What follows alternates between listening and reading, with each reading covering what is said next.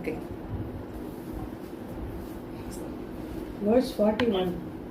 Yeah. The duties of the four varnas according to gunas. Brahmana, Kshatriya, Visham, Shudranam cha parantapa, Karmani pravibhaktani, Swabhava prabhavair gunaihi. Parantapa, the scorcher of foes, Arjuna. Brahmana, Kshatriya, Visham, of Brahmanas, Kshatriyas and Vaishyas. Shudra Namcha, and of the Shudras. Swabhava Prabhavaihi, born of Swabhava, Ishvara's Maya, one's nature and one's karma. Gunaihi, according to qualities. Karmani, the duties. Pravibhaktani, are divided. The duties of the Brahmanas, Kshatriyas, Vaishyas and Shudras, Arjuna, the scorcher of foes, are divided according to qualities born of Swabhava, that is Ishvara's Maya, one's nature and one's karma. This is the division of duties for Brahmanas, Kshatriyas, Vaishyas and also for the Shudras. While Brahmanas, Kshatriyas and Vaishyas are all listed in one compound, the Shudras are mentioned separately. Why is it so? Shankara says that although all of these are classes and could be included in the same compound, the Shudras are considered unqualified for Vedic study and are therefore mentioned separately. The separate mention could be purely because of the meter or because of this convention that is pointed out by Shankara. The duties of each one of these groups is different from those of the others. The duties of a Brahmana are different from the duties of all others, as are the duties of a Kshatriya and so on. They are mutually distinct from each other. How are they divided? Originally, it was on the basis of gunas, which is how it is described here. And these gunas are Swabhava Prabhava, born of Swabhava, which Shankara says is Ishvara's Maya. So, they are divided on the basis of gunas, which are the three qualities of Ishvara's Upadhi. That Upadhi, which we call Maya or Prakriti, is the cause for these qualities. What are the duties, karmas, for one in whom Sattva is predominant, or for the one in whom Rajas or Tamas is predominant? If Sattva is predominant, there is a natural duty prescribed for him. If Rajas is predominant, one has to do the karma prescribed for him with a proper attitude, and he will become Sattvika, the one in whom Sattva is predominant. If a person has Tamas as the predominant guna, he has to do his karma with a proper attitude and become Rajasika initially and finally Sattvika. It is a method to grow into a more Sattvika, mature person. In this way, everyone is meant to become a Sattvika, become Sattvika. A person who is Sattvika is a Brahmana by guna. But that alone is not enough. Having thus become a Brahmana by guna, then one can accomplish what is to be accomplished. Shankara gives another meaning for Swabhava, one's nature. One's nature, Swabhava, is the cause for the given activities, and the cause for that nature is the proportion of the gunas. The disposition of a Brahmana is born of a predominance of Sattva, while that of a Kshatriya is due to a predominance of Rajas, with Sattva as the secondary. A Vaishya will also have a predominance of Rajas, but for him Tamas is secondary, and a Shudra will have a predominance of Tamas with Rajas as secondary. This is the real definition of a Brahmana or a Kshatriya or a Vaishya or a Shudra, because it is based on the disposition of the person and it is universal. Which society does not have these four types of people? How do you know whether a person has Sattva, Rajas or Tamas predominant? His behavior gives some indication. When Sattva is predominant, there is tranquility, composure. Where there is a predominance of Rajas, there is leadership. Wherever you put a person who has Rajas predominant with Sattva second, he will be a natural organizer. Then, Where there is selfishness, greed, etc., we know that Rajas is predominant with Tamas secondary, and where there is delusion, dullness, etc., Tamas is predominant. The gunas are the causes of these dispositions, and the dispositions in turn prompt certain types of activity. Shankara gives yet another meaning for Swabhava, that is Prarabdha, where the problem all started. Why should one be born into a Brahmana family? There must be some karma standing in his account that determines exactly where he should be born, why he is born into a situation where he is going to be called upon to perform certain duties. In a duty-based system, duties exist and Prarabdha karma determines where you are born in that system. Unless you believe in karma, you cannot follow these things properly. If the system is not there, like in America, you do not have a problem of duty-based classification. You consider only guna. But where there is this system, prarabdha karma is applicable. Duties are defined and each one has to perform his duty. Lord Krishna has said earlier in the 3rd chapter, Swadharme nidhanam shreyaha paradharmo bhayavahaha. Even it is better to die doing one's own duty than being alive performing someone else's duties, because another's duty is fraught with fear. Gita 3.35. Yeah, we have discussed that time. If such a system is available, karma will be governing the birth of a child into a family where he has to fulfill duties to exhaust certain karmas. The gunas that manifest in the form of certain dispositions are because of Swabhava, one's own previously gathered karma. Even where the system of Varnashrama Dharma is not operative, we can take it that one is born into a situation according to one's prarabdha karma. But whatever situation you are born into, you need to change to gain the disposition of a Brahmana. A person may be a Kshatriya by birth and by duty, but Rajas need not be predominant. He may be a soldier, but he may be a Brahmana in his disposition. That is what Krishna is saying here to Arjuna. Do your duty with a proper attitude and you are a Brahmana. But by changing your duty, you do not become a Brahmana. Wherever you are and whatever you are doing is good enough to become a Brahmana. It is not a change of place or change of duty, but the change of attitude that changes a person. That is the whole contention, as we will see now. If a person has the predominance of Sattva Guna, what will his expression be? Krishna answers in the next verse. So this elaborate explanation is basically to give us a template as to how we look at ourselves, especially today's when there is no... In America he says now, even in India you can say that Varnashrama Dharma and all are blurred. So what we have to finally look at is Brahmana is a thinker. So when we are studying Gita, we have to be a thinker. Whoever it may be, whether you are a Vaishya or a Kshatriya, when you are studying, we are looking at a higher self, you are looking for meanings, what is the meaning of this life, what you are looking for a fundamental, what solves the fundamental problem of life. I want to be a satisfied person. Then you have already started becoming a thinking person. Wherever you are, whatever your vocation is, whatever stage in life is. So once you are a thinking person, the thinking person is a Brahmana. So everyone has to graduate, mature themselves into a thinking person. So then you are able to look at the higher aspects of life, because the lower aspects of life or the mundane aspects of life has not answered your questions. Irrespective of wherever you are, however rich and however accomplished you are, you find that there is something missing. You are not satisfied to the extent, in the sense, to the fullest extent. You don't want anything. Whomsoever it may be, want to be satisfied, more satisfied, more satisfied. A person who is discontented, he wants to be less discontented. At least some solace he wants. So everyone wants to improve in terms of that.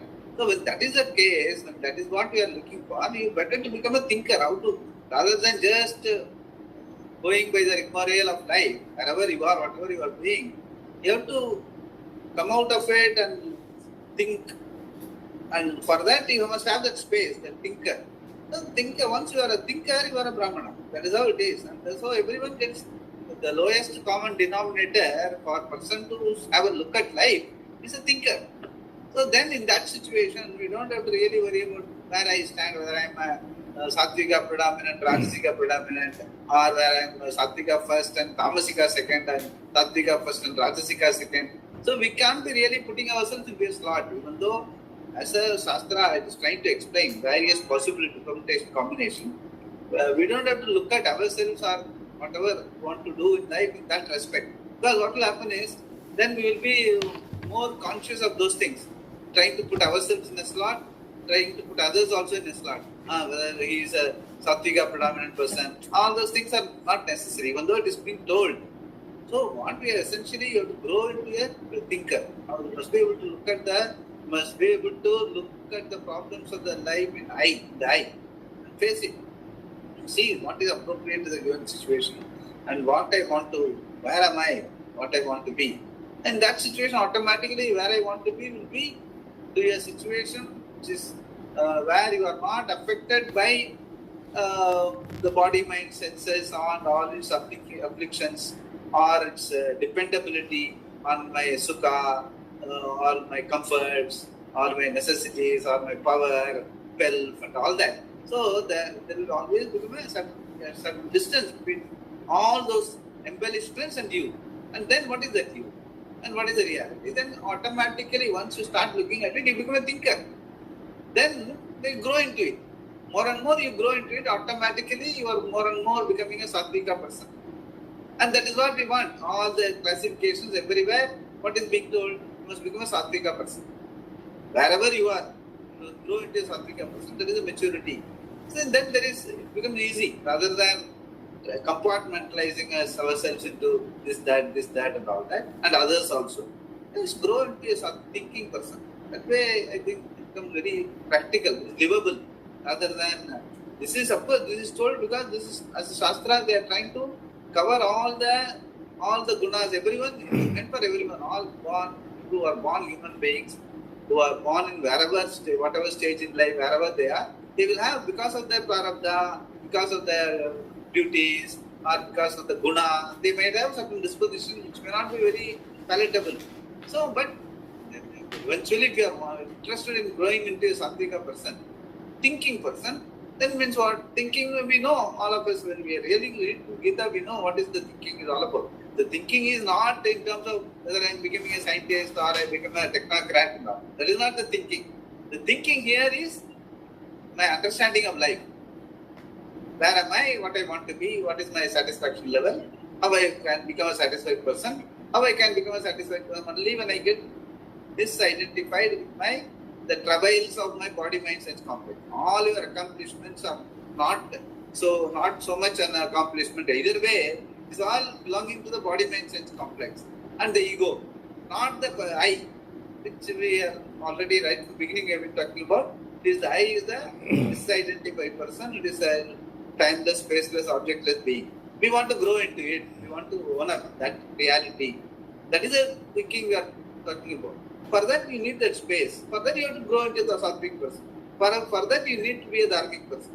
For that, you need to have less conflicts in your mental faculty. So that if there are less conflicts, you will be more at home with yourself. Then you will be able to study. Then you will be able to own up your reality. So that makes it less dogmatic and very practical, livable. That is how I think we should look at this whole thing. Even though Shastra has given us the full gamut of all the possibility, permutation, combination. But that is why essentially say we have to grow into a Brahmana. Thinking person. Brahmana means what? Thinking person. Where you are able to look at the higher truth of life. From Apara Vidya to Paravidya. That is very important. But Swamiji, he says that Shankara gives another meaning for Swabhava. That Vara, he says, not that. Next, which society does not have that? Yeah, exactly. He says, where there is, when Sattva is predominant, there is tranquility, composure. Where there is predominance of Rajas, there is leadership. So sometimes when I read this, I was thinking, we will, at least we need not look at others, but where do I stand? And if I can improve my... That's all. That's why they are giving it. We tend to look at it that way. We can look at it. For ourselves, we can look at it. Yeah. But there again, So we don't that- have to put ourselves into a slot and yes, that I self-condemn. understand. Those things should not be there. That is what. Not, because once you put it, no, I am what to do. There are people who have come and told Swamiji also. I tell you, Swamiji, your Upadhi is better than... See, initially they didn't know much about it.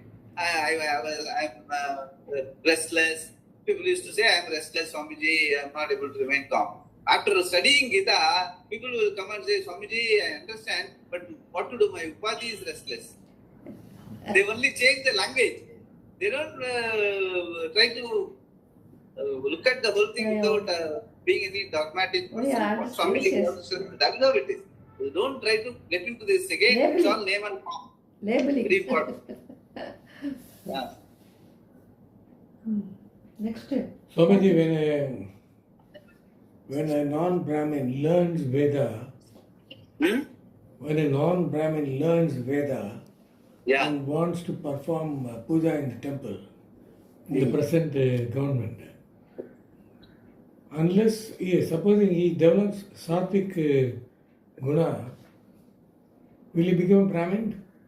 Brahmana? No, see, the question is, you become Brahmin internally, but we will not have that sort of procedures and all that, Ekyopavidam and all that, but there are people, I tell you, in temples where Dharma Rakshana Samiti, RSS and all have trained people who are not Brahmins to become priests and all in their local temples. Even we have, like all our Kuladevam temples, Ayanars and all that, they have non-Brahmin pujaris who are very dedicated, they are doing it. So, only that they may not be called Brahmin, they will be called pujari, but still they are anyway doing their work with the deity and all that. So, that is what it is precisely. The problem is in the society, that acceptability, that giving the name and all are not there. But as you say, if they become a sattvic person, he is a thinker. That's all. He is able to, he is able to go above his own predilections in spite of his day-to-day life. There may be problems at home and all that. Still, when he comes to Bhagavan, he does his job very diligently. That means he has got that attitude. He is able to separate himself from his predilection and grow above and able to connect with Bhagavan when he does the arati and all that. So all those things are there. That means he is a thinking person. He is growing into it. So nowadays, at least even in the Hindus, especially all these people who are want to protecting the Dharma, they are encouraging all the non-Brahmins also to develop devotion. They can maintain their own temples and all that. Because even remote villages and all, where there are enough Brahmin priests and all, they are not there. Better to develop the local people to maintain the temples, or at least they will light a lamp or also arati to the local people. So those things are being done already. So that is how eventually we have to look at it, because otherwise what happens is that it all becomes a compartmentalization and a sort of fragmented society. Already there is a fragmented society. You make it further fragmented by calling yourself, because if we really look at it, nobody is 100% Brahmin or 100% Kshatriya and all that. Everyone does everything. Everyone, not everyone, the guna, karma, vibhaga is not there in the society today. Everyone does every karma. So that means every Brahmin has to do some little bit of household work, little bit of baniya work. He has to maintain his bank account. He has to get the dakshina proper and all those things. So everyone does. So there is no point in trying to live in a lala land. It doesn't exist anymore. Better to accept. That is why, so going by those names and forms, we have to look at it, what it means to be a thinker and grow into it. Grow into become a thinker. Thinker means what? As I said, not as a better intellectual or something. Basic intelligence of understanding of life, not the intellectual aspect. That is again still a professional vocation. It comes in karma. But intelligence means understanding life. What is the reality of life? That is the thinker which is being talked about. That person grows into become a sattvika person, a Brahmin. Then he is ready to, he is qualified to understand and become a happy, contented person wherever they are. And there are people in like a Namdev, a Sukaram, in all that North India and all that. Yeah. They are all non-Brahmin, but still Even I they are know. happy person. And Bhagavan himself appeared to the Brahmin, go and learn from Vitoba. How those stories are there, even in those days. Now it is more, all the more so. So that is how we have to, because it becomes easy for us. Where we have to grow, what we have to grow into. That is what we have to focus on. So that we don't have to really keep looking at it, trying to score where I stand, whether in terms of Sattviga, Rajasiga, not necessarily. We have to grow. So, yeah. Verse 42. The duties and disposition of a Brahmana. Samo dharmastapa shaucham chantirarjavameva cha jnanam vijnanavastikyam brahma karma svabhavajam. Samaha, composure. Dama, restraint. Tapas, religious discipline. Saucham, inner and external cleanliness. Shantihi, Kshantihi, accommodation. Arjavam yevacha, and indeed. Rectitude. Jnanam, knowledge. Vijnanam, assimilated knowledge. Astikyam, accepting the veracity of the Vedas. Sabhavajam, born of nature. Brahma karma is the duty of a Brahmana. Composure, restraint, religious discipline, inner and external cleanliness, accommodation, rectitude, knowledge, assimilated knowledge, and accepting the veracity of the Vedas are collectively the duties born of a nature. So if you look at all this, you can easily make out, they're all coming from the Ramanitvam, Madhamitvam, what you have discussed in the 13th chapter, all those qualities, if they are predominant in a person, he becomes a Sattviga person automatically, a Brahmin. So, notice that there is no particular karma involved in this description, only a disposition, guna. In the vision of the Shastra, everyone should become a Brahmana by quality. The Shastra's intent is not to define karmas, but to help a person grow. In its vision, as you will see, everybody should become Brahmana in disposition by doing his or her own karma with a certain attitude. Later, Krishna will say that the one who just goes about happily doing what is to be done in his own situation becomes mature. Sve sve karmanya abhirataha samsiddhim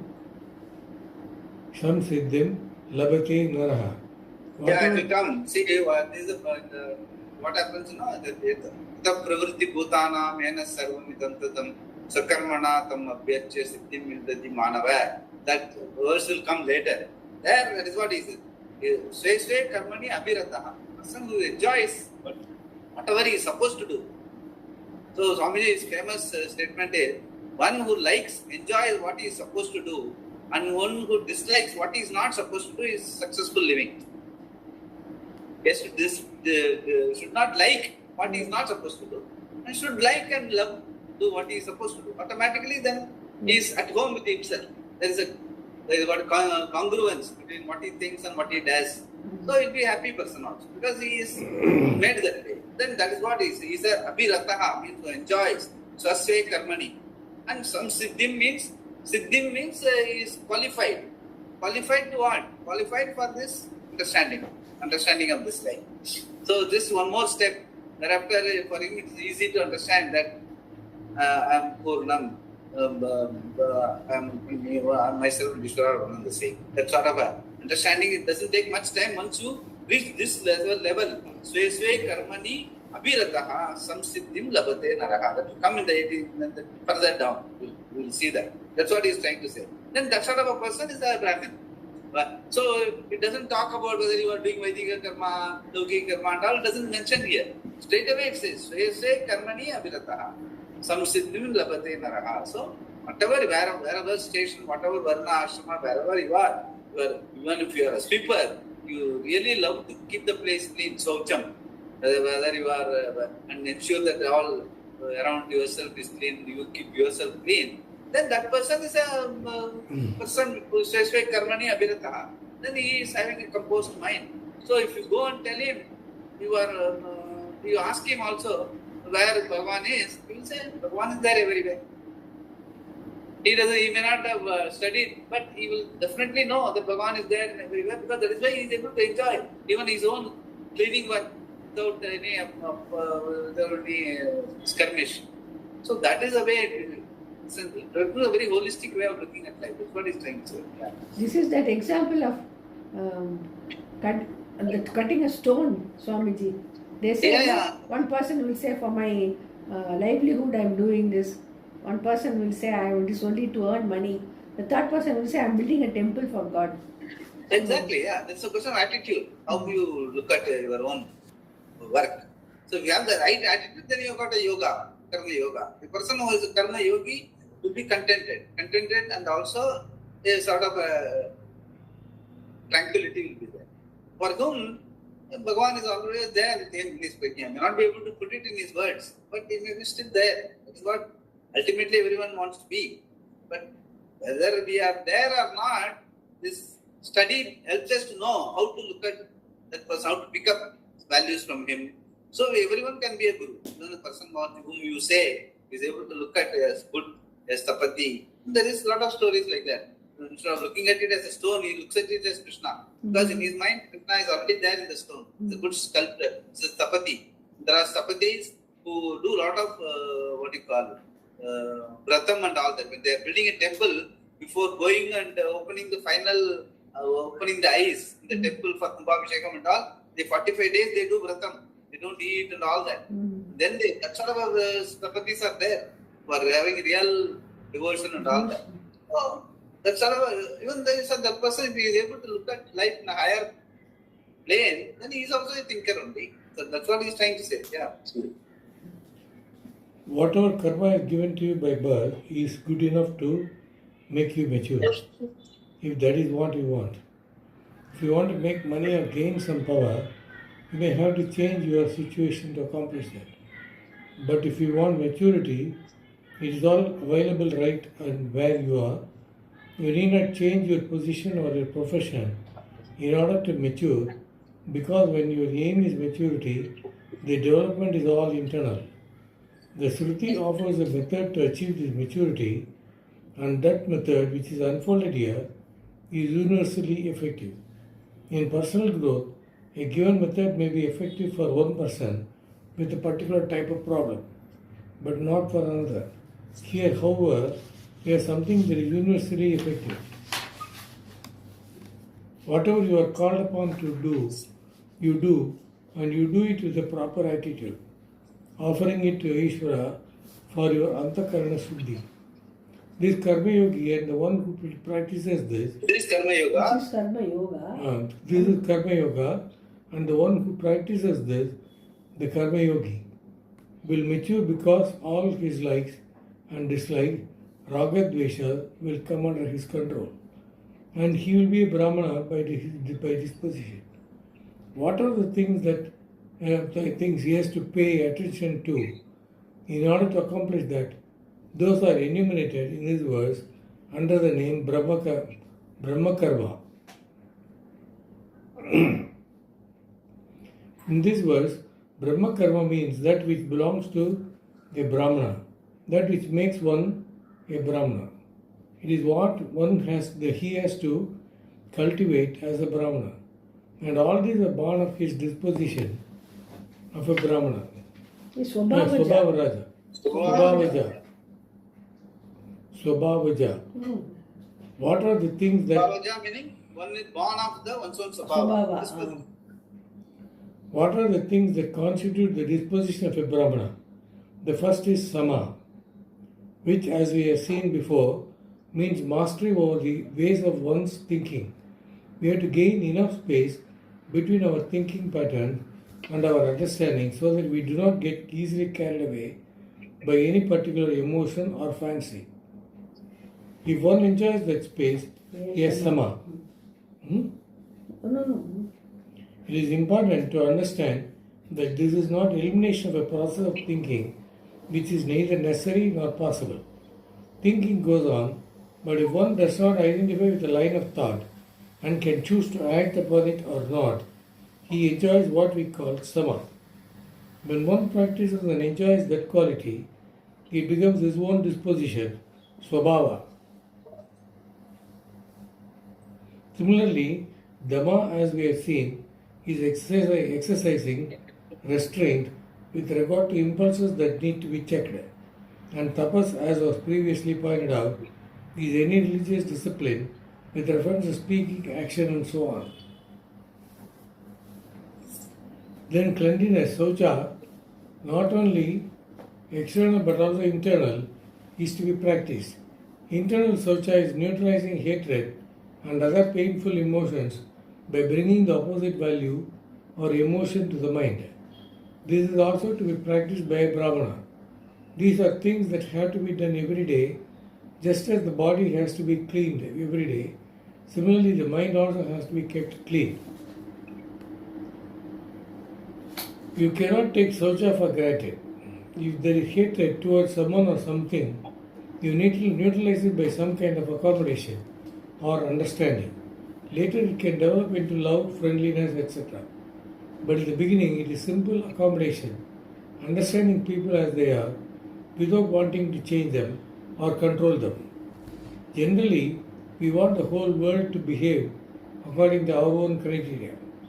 But if we really analyze these criteria, we find that we have to change ourselves first. Sometimes we may seem to be totally right, but then the other person is also right from the standpoint of his own discipline, disposition, and background. He behaves the way he does because he cannot behave differently. If he could, he would. It is as simple as that. Even if you say he can behave differently, but he does not want to, well, he is not wanting to behave differently. Is just another behavior pattern that is the product of his disposition and background. It is all included. You will find that if you let people be as they are, you can have peace. If you do not want peace, then worry about what others do. Prashant, you want to read? Yeah, okay. Jnana and Vijnana. No, Arjava. Arjava means Arjava means an alignment between thought, word, and deed. All that you think need not be told, but what is told must be true to what you think. And what you do is exactly what you said you would.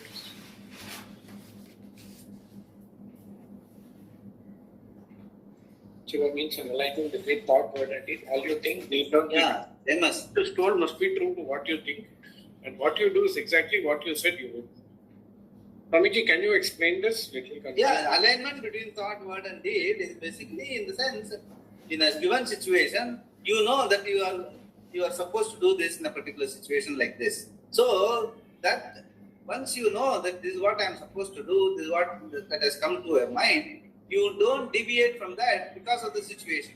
Because somebody is not whatever, you don't try to become manipulative about it. Once that is what is appropriate means this is what I am going to do, stay the course and do that. Go ahead and whatever this is what the right thing to do, I will go ahead and do that. I will not get manipulated by others. I will not try to manipulate the situation to justify a wrong action. Both I will not do. That is precisely stay the course.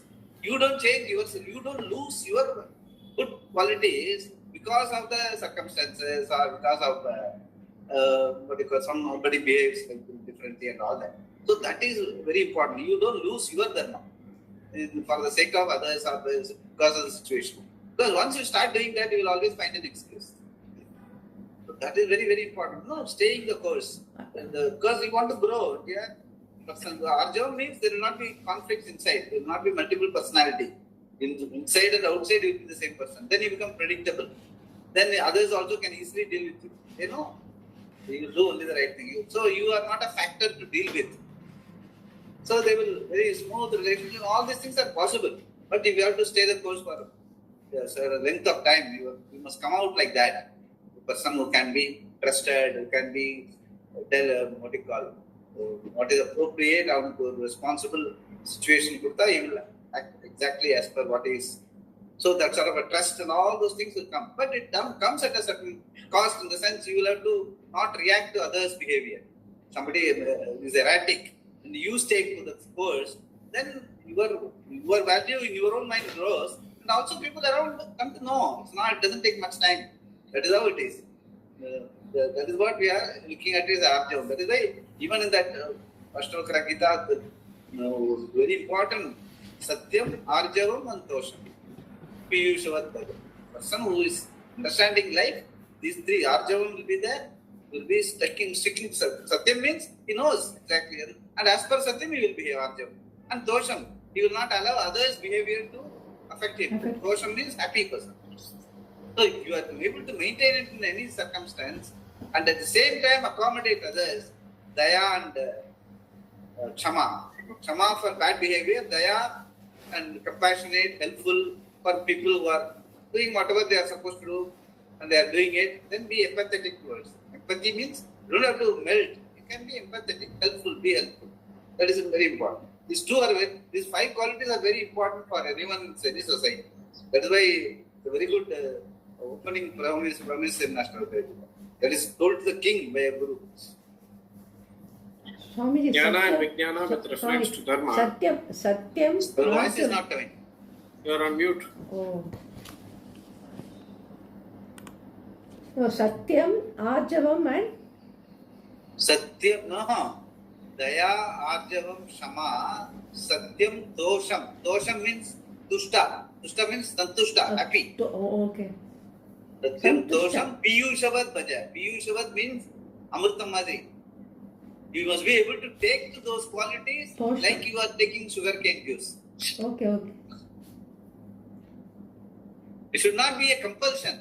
Because, no, 1, 2, 3, 4, 5, all the time I cannot be remembering like that. It should become your natural disposition. And this last paragraph. Initially it will be a sadhana. But later it will become your nature, spontaneous. Swamiji, this last paragraph he says, all that you think need not be told. Arjavatla. Exactly. So, since that which I have discussed before also, the Bhak Tapas. The Bhak Tapas la Satyam Vada, Ritam Vada, Hitam Vada, Satyam Api, Ritam Api, Hitam Api, Apriyam Navada. Yes, you have told us. Yeah, that is why Maunam Paramartha Sadhanam in many situations. Jnana and Vijnana with reference to Dharma. Jnana here is knowledge of what is right and wrong, which is derived from the Shastra. We all have knowledge of values, but mere Jnana is not enough. It should be assimilated knowledge. Vijnana. Any assimilated value is you, and being not separate from you, it does not cause any conflict. But mere knowledge of a value, if it's not assimilated, remains an ideal for others to follow and not for oneself. In terms of expectation of others' behavior, everybody is 100% ethical. That means everybody has jnana. But when it comes to my behavior, there is a problem. More often than not, it is due to lack of assimilation of a given value. I, Swamiji, say more often than not, because even if you assimilate the value, there can be a residual habit that is contradictory to the value. However, only the value is really assimilated. It is easy to break the habit. If it is not assimilated, the knowledge, jnana of the value creates conflict when my behavior contradicts that knowledge. Very, very important. These are all very psychologically, very alert to them. Everyone knows, as he rightly says, everyone knows what is right and what is wrong. Not that. But only then when it comes to situations, we compromise. And once you start compromising, then it becomes a habit. Then it becomes difficult to get out of it. So, first occasion where you feel like compromising, you should not compromise. Then it becomes an assimilated value. Then it becomes very natural. Thereafter, even like Swamiji used to give the famous example of the Sarata. The Sarata cannot go against Dharma. It's incapable of going against Dharma. He has given a battlefield walk to Kaikeyi and he couldn't go against it. As a king, he could have just told, what, I have not given you any boon and all, forget it. He could have easily told. Nobody could have, because no witness was there. But he was such a Dharmavan. So the whole Ramayana is revolved around. So that's what you call, they are archetypes. Dharmavan. That is why a lot of such things are there in Mahabharata also. So that is how it should be. It should become so natural to you, you cannot go against that sort of a value. That is called assimilated value. It becomes you. That's why Swamiji says. It is not a value that is staying out. It is you. That is a value. You are defined by that value. Then why not dismiss the value and avoid conflict? Somebody raises an objection like this, just try standing on his bare toes with your ammunition boots for a few seconds. It will not take time for him to understand the value of ahimsa. I, Swamiji, can accept his argument if he can accept my standing on his toes with ammunition boots. If he does not want me to stand on his toes, it shows that there is common value which is shared by and extends to all living beings. It is not a particular personal value imposed upon anyone by society, but a commonly recognized value. It is part of universally appreciated value structure that forms one basic fabric. Our behavior and expressions of a value may be different, but the value itself, the dharma, is one. And anything that goes against that existing order, which is conflict with the underlying harmony, is what we call adharma. Therefore, there is such a thing as dharma, and there will be conflict if it is not assimilated. That is why Swamiji always used to say, it is not Ishvara's dharma. Dharma is Ishvara. It's not Ishvara's mandate or something. Dharma is Ishvara. And that is given to everyone, all human beings, they know exactly. Do unto others as you would like others to do unto you. That all things, all what do you call it? All values are taken care of. Stop here. Okay. Jnana, Vijnana, With reference to Atma, we'll see. Dharma. Om.